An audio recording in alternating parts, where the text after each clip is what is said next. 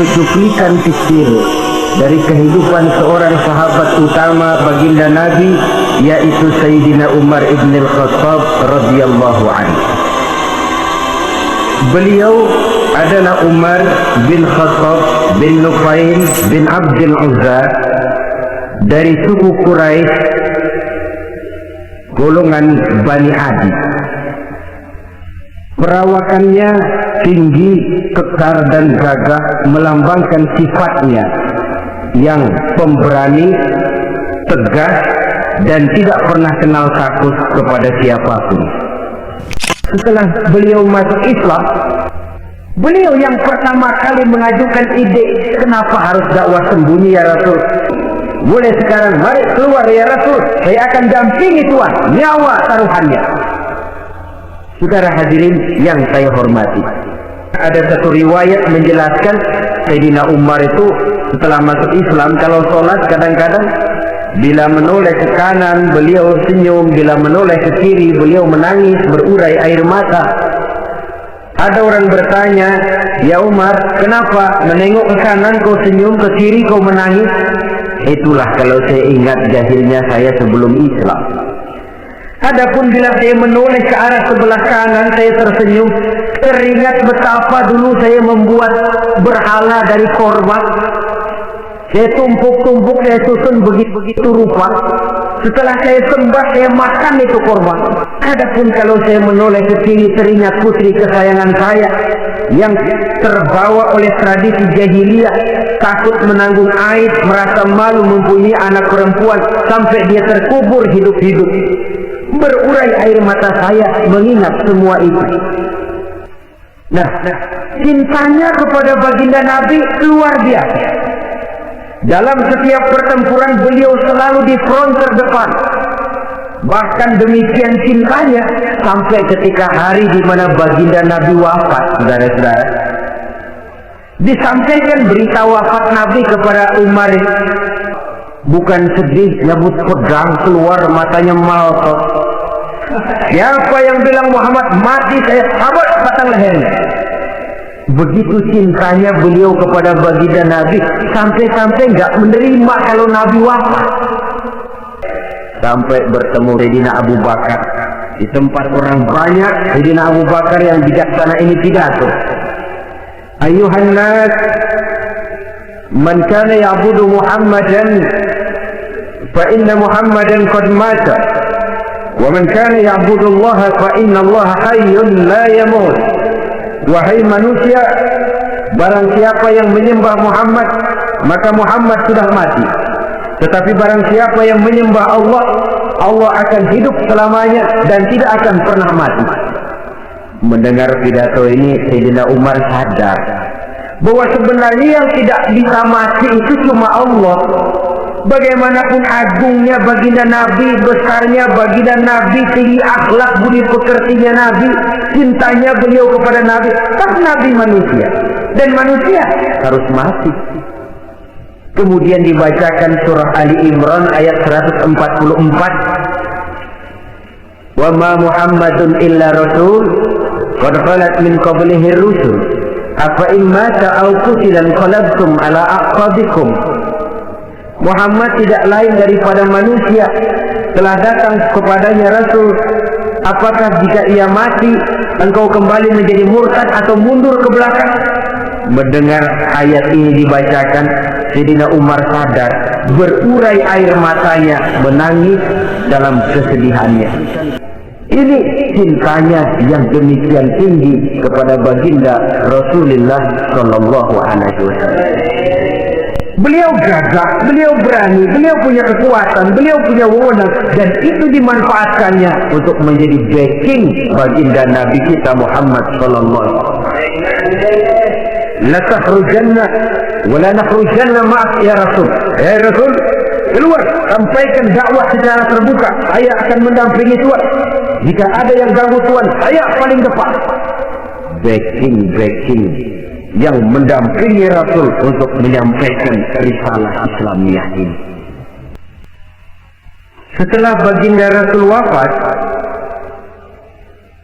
pernah ketika berkumpul Sayyidina Abu Bakar berkata kepada Sayyidina Umar, "Ya Umar, saya baiat kamu untuk menjadi khalifah."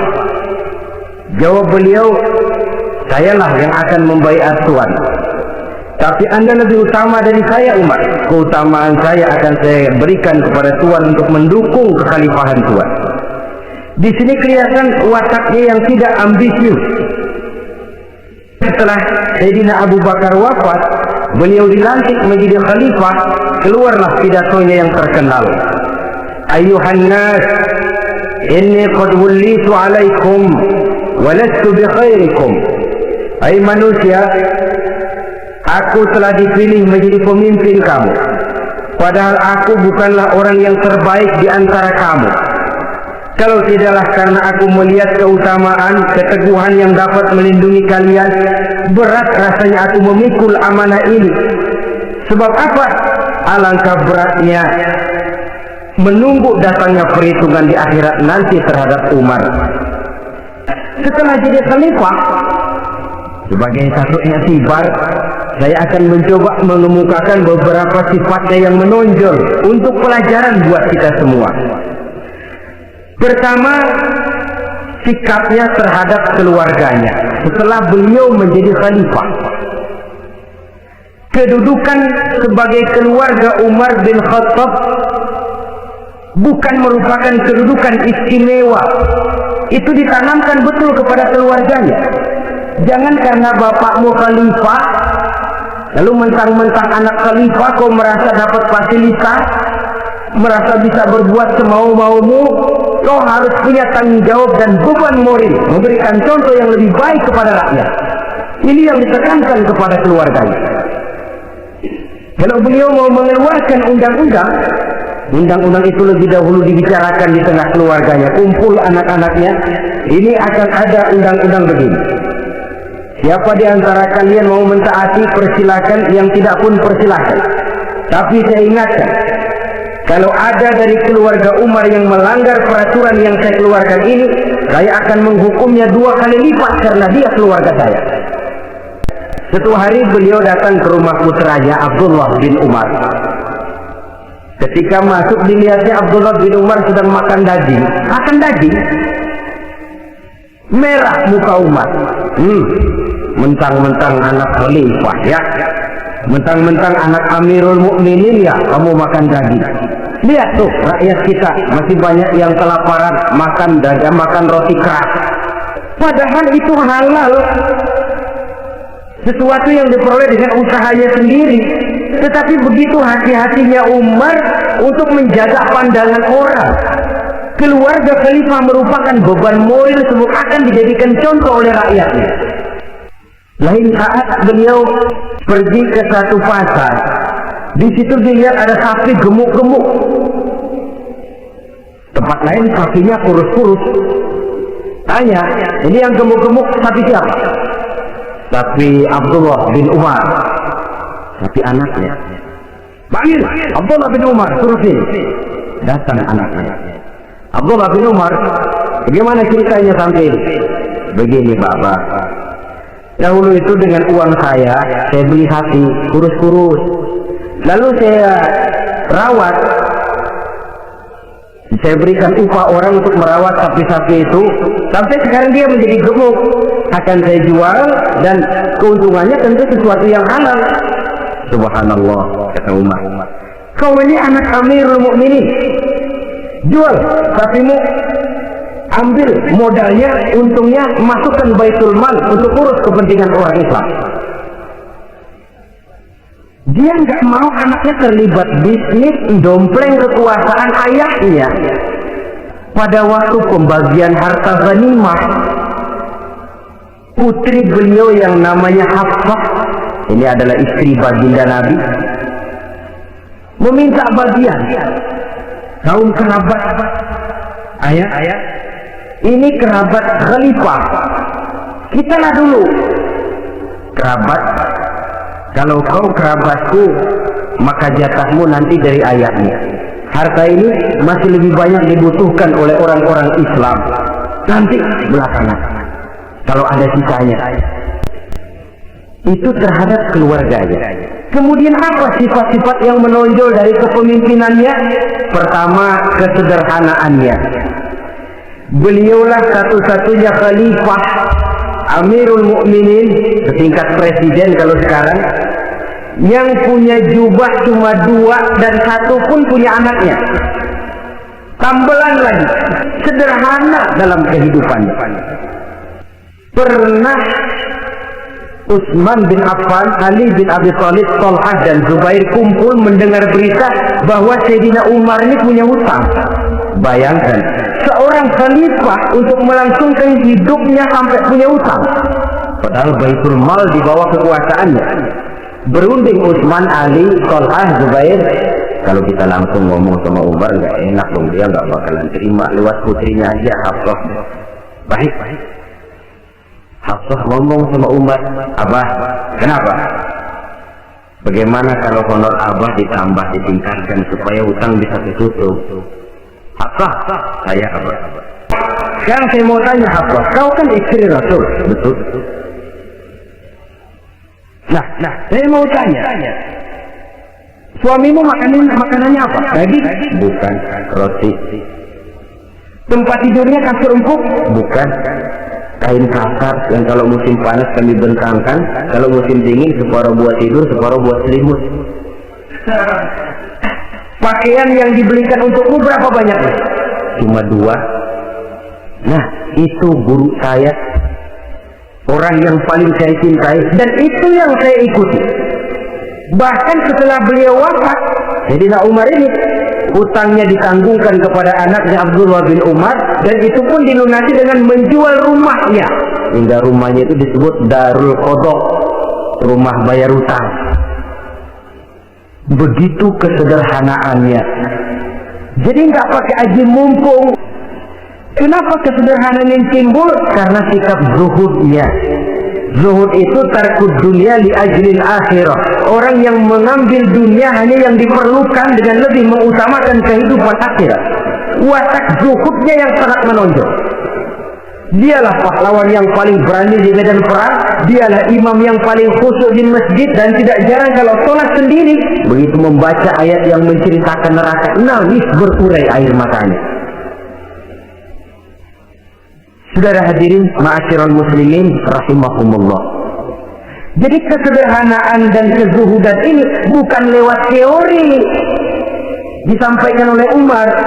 Maka tanpa penasaran, tanpa upgrading segala macam, berhasil karena prinsip keteladanan. Beliau jadi contoh utama. Dan sumber utamanya tentu tidak lain karena contoh dari baginda Nabi besar Muhammad sallallahu alaihi wasallam. 2, sederhana. Yang kedua, zuhud. Yang ketiga, sifat yang menonjol dari kekhalifahannya adalah adil. Mari kita ambil satu cerita lagi. Pada waktu beliau jadi khalifah, yang diangkat jadi gubernur di Mesir adalah Amr bin As. Amr bin As hidupnya lebih mirip kaisar. Istananya besar, pakaiannya bagus-bagus. Nah, yang paling mengganggu pikiran Amr bin As, di sebelah istananya ini ada gubuk reok kepunyaan orang Yahudi lagi. Ini nggak pantas benar, masa di samping istana gubernur ada gubuk reok. Orang Yahudi lagi yang punya. Rencana mau dibangun masjid proyek negara. Si Yahudi yang punya gubuk reok dipanggil. Yahudi, ada apa, Pak? Itu kamu punya gubuk, tahu? Kena proyek. Proyek apa, Pak? Kami mau bangun masjid besar di situ, dan tidak sesuai ada gubuk reok di samping tempat gubernur. Jadi maksud Bapak, gubukmu, tanah-tanahnya mau saya bebaskan, saya beli. Enggak mau, Pak, saya enggak mau jual. Saya bayar 2 kali lipat. Enggak mau. 3 kali lipat. Enggak mau, Pak. Saya dari muda peres keringat banting tulang itu masih gitu-gitunya, Pak, tempat saya tinggal. Kalau dia enggak mau dibebaskan, gusur saja, tarik, ambil bulldozer, digusur.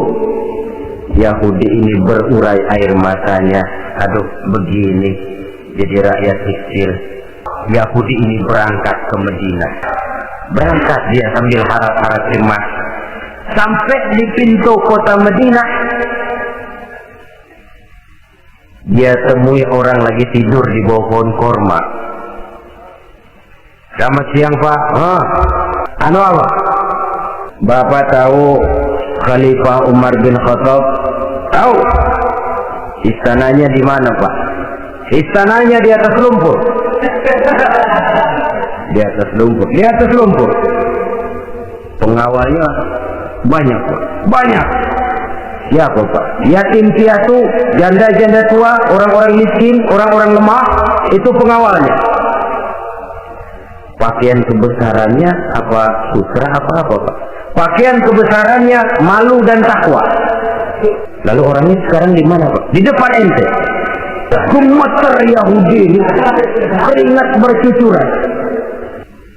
Kamu dari mana? Dari Mesir, Pak. Ada apa? Mau laporan gubernur Bapak di Mesir yang namanya Amr bin As. Kenapa? Main gusur aja, Pak. Ceritanya? Iya, dia mau bangun masjid. Kebetulan di areal itu saya punya tanah sama gubuk segitu-gitunya. Saya nggak mau dibeli, digusur, Pak. Saya mau mencari keadilan. Begini.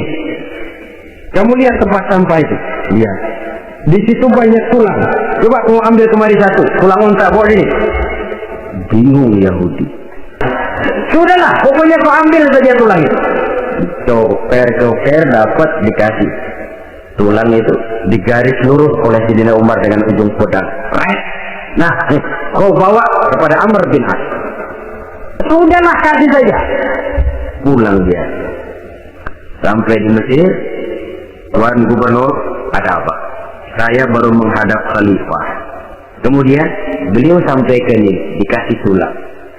Amr bin As melihat tulang ada goresan lurus dengan ujung pedang, gemetar, badannya keluar keringat dingin, panggil kepala proyek, proyek batal, masjid nggak jadi didiriin, itu gubuk Yahudi diriin lagi. Ada apa sebenarnya, Tuan Gubernur?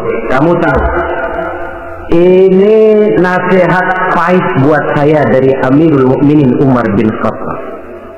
Seolah-olah beliau bilang, "Hai Amr bin As, jangan mentang-mentang sedang berkuasa ya.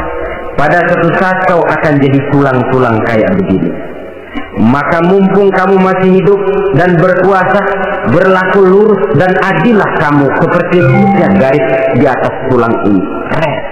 Lurus, adil, jangan bengkok. Sebab kalau kamu bengkok, nanti aku yang luruskan pakai pedangku." Pak, kalau begitu Islam adil ya? Adil. Kalau gitu biarin dah, Pak. Tanah saya mau kamu jual? Bukan saya jual, Pak, saya kasih aja dah. Masuk Islam di Yahudi ini oleh karena keadilan dari Umar bin Khattab. Adalah seorang pemuka Nasrani masuk Islam, namanya Jabalah bin Aiham. Ketika dia bikin haji, kain ihramnya keinjak orang Arab yang hitam, Badui. Jengkel, dia merasa bekas tokoh ditempelin orang tadi. Orang ini lapor kepada Umar. Panggil Jabalah bin Aiham. Panggil. Kau ditampar? Betul, Khalifah. Tampar dia. Tampar lagi. Dipukul orang itu di depan Sayyidina Umar. Jadi tidak karena kau ini bekas kepala suku, kau ini bekas orang terhormat.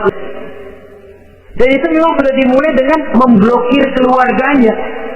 Tidak satu keluarganya pun yang boleh mempunyai perasaan bahwa menjadi keluarga khalifah merupakan fasilitas dan keuntungan. Kau jangan makan di atas punggungku. Kau jangan menikmati fasilitas di atas keringatku. Dan tidak ada keinginan mewariskan jabatan khalifah kepada anak-anaknya.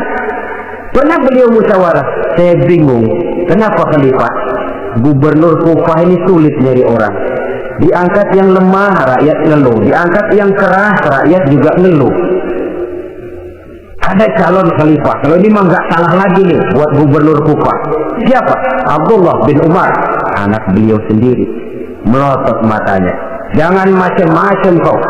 Cukup satu orang Umar.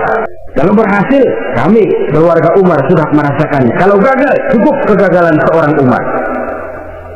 Tidak berusaha mengorbitkan anaknya, anak babe diangkat jadi ano. Tidak, malah diblokir dari yang lain. Tapi Abdullah bin Umar cukup syarat ya khalifah. Dia orang bertakwa dan soleh. Yang takwa dan soleh bukan cuma anak Umar, anak orang lain juga banyak yang takwa dan soleh. Itu prinsipnya. Sehingga ketegasan ini membuat orang jadi sungkan. Dan tidak seorang pun berani kirim-kirim upeti hadiah. Pernah itu ada pejabat dari Azerbaijan kirim makanan, kue, mending apa? Kue. Itu dicicipi enak. Enak juga ya kue ini. Enak khalifah. Ini di sana apa makan rakyat biasa? Bukan, ini makanan orang-orang fit. Nah, dibungkus lagi itu kue. Dibungkus. Kontamu mana? Di luar. Ambil, bawa pulang, serahkan lagi kepada gubernur di sana, kasih tahu salam dari Umar bin Khattab. Kenyangkan dulu rakyat dengan makanan seperti ini. Kita belakangan. Jadi kalau rakyat lapar, saya orang pertama yang akan merasakan kelaparan. Tapi kalau rakyat makmur, biarlah saya menjadi orang terakhir yang kenyang. Kan bagus prinsip itu. Jadi kalau rakyat kelaparan, saya akan jadi orang pertama yang merasakan lapar. Tapi kalau rakyat makmur, biar saya jadi orang terakhir yang kenyang. Jangan dibalik. Pada saat rakyat kelaparan, dia kekenyangan. Sikap keadilannya ini, saudara-saudara, menyebabkan hukum lalu jadi berwibawa. Pernah beliau jalan-jalan di lorong kota Madinah, di tempat yang namanya Harah bersama Aslam. Ada ibu-ibu, anaknya nangis, lapar mah, sabar dikit lagi matang gitu. Emang tuh ibu lagi ngerebus, bunyi air ngebulak, lubuk. Umar lihati dari jauh, belum juga matang. Ini anak dari nangis, lapar, sampai capek nangis, sampai tidur. Anak tidur, Umar samperin, Bu, yang masak apa sih kok nggak bisa matang? Ketika dibuka ya cuma air saja. Harus bagaimana tuan? Saya sudah nggak punya makanan untuk dimasak. Jalan satu-satunya, ya terpaksa anak saya bohongi. Saya bilang sebentar lagi matang, sampai dia tidur sekarang ini. Memangnya Khalifah Umar gimana sih ngurusi rakyat? Subhanallah, dia orang zalim. Dia yang memegang urusan kami, tapi dia tidak tahu nasib saya. Anak kelaparan, keluarga terlantar. Kalau begitu ibu tunggu sebentar. Dia pulang bersama Aslam menuju Baitul Mal. Dia ambil tepung 1 karung, dipikul sendiri. Kata Aslam, ya Khalifah, biar saya yang bawa. Jangan. Kenapa Khalifah? Aku kau kira kau sanggup nikul dosa saya di akhirat nanti? Dia bawa ke tempat ibu-ibu. Dia masakin sendiri. Nah, Bu, sudah matang, persilahkan masak. Makan. Alhamdulillah Tuhan. Mudah-mudahan Allah memberkahi Tuhan. Tuhan lebih baik dari Umar bin Khattab yang zalim itu. Memang sebenarnya Tuhan siapa, kata si ibu? Saya, iya. Saya ya Umar bin Khattab yang ibu bilang zalim itu. Gemetar si ibu. Kadang beliau berkata, saya khawatir karena orang terlalu segan dengan saya, lalu gak ada yang berani negur kalau saya salah. Kan begitu biasanya. Karena sudah terlalu segan, lalu semuanya orang mau diaminin saja. Asal dibilang gak benar, marah, jengkel. Lalu disingkirin, maunya diiyain. Itu muncul orang. Demi Allah, saya akan menegur Tuhan dengan pedang saya ini. Cerah mukanya, senyum bibirnya, Alhamdulillah. Anak muda, saya memerlukan orang macam kau, yang berani berkata iya terhadap yang benar dan tidak terhadap yang tidak benar, apa dan bagaimanapun resikonya. Di sini kelihatan sikap beliau menghadapi orang yang berbeda pendapat. Keadilan, keberanian dan ketegasan, cepat menerima kebenaran, merupakan serentetan dari sifat-sifat utama beliau sejak masuk Islam sampai menjadi khalifah yang kedua. Bahkan dengan jasa beliau, Islam kemudian tersebar menembus dinding Jazirah Arabia, memasuki Bizantium dan Persia, sehingga beliau juga dikenal sebagai periode Al-Futuhat Al-Islamiyah. Nah, saudara-saudara, inilah cuplikan kecil dari kehidupan seorang agung dan besar yang memang sangat terbatas kata-kata untuk melukiskan kebesaran itu. Namun yang secuplik ini mudah-mudahan menjadi sumbangan moral dalam rangka kita memperbaiki diri menuju kehidupan yang lebih baik.